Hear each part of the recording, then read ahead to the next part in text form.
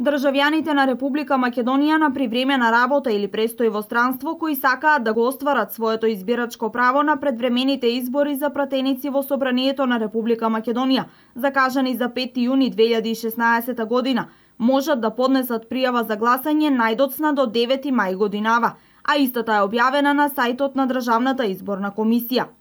За да можат иселениците да гласаат, потребно е да поседуваат валиден македонски пасош или валидна македонска лична карта, документ за престој во земјата каде што се иселени, пријава за гласање во најблискиот конзулат или амбасада, како и барање за запишување во избирачкиот список. Очекувањата се дека за изборите на 5 јуни околу 20.000 гласачи од дијаспората ќе се пријават за гласање. Во просек во дијаспората 55% од пријавените излегуваат на гласање. Со последните измени на изборниот законник, пратениците од дијаспората ќе се избираат по пропорционален модел во една изборна единица.